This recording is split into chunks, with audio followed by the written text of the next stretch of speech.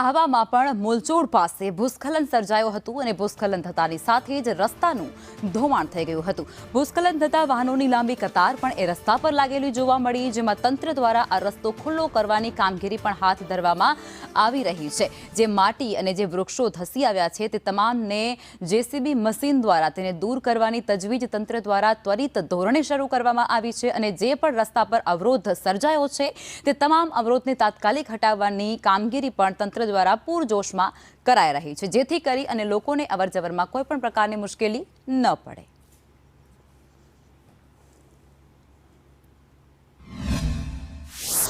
ડાંગ જિલ્લાના હાલ બેહાલ। ડાંગ જિલ્લામાં હવામાન ખાતાએ ઓરેન્જ એલર્ટ જાહેર કર્યું હતું, ત્યારે ડાંગ જિલ્લામાં શ્રીકાર વરસાદ છે।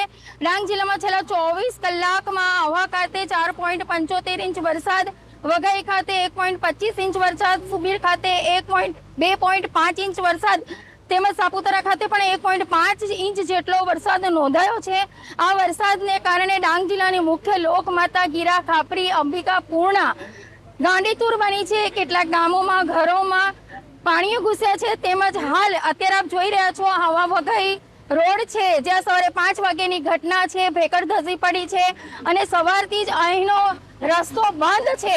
તેમજ ડાંગ જિલ્લાનું પોલીસ તંત્ર, વહીવટી તંત્ર, આરએનબી, ફોરેસ્ટ અત્યારે આ રસ્તાને ખુલ્લો મૂકવાની કોશિશ કરી રહ્યા છે। ડાંગ જિલ્લા કલેક્ટર સુશ્રી શાલિની દુહાને મોટાભાગના વહીવટી તંત્રને લોકોને પોતાના ઓફિસો છોડવાની મના કરી છે, તેમજ ડાંગ જિલ્લાના લોકોને પણ અપીલ કરી છે કે જ્યાં કોઈ પણ રસ્તો અવરોધાયો છે, કોઝવે અવરોધાયા છે, એ રસ્તા ઉપયોગ કરવાની જગ્યાએ વૈકલ્પિક રસ્તાનો ઉપયોગ કરવો। યોગિતા પટેલ, સંદેશ ન્યૂઝ, ડાંગથી।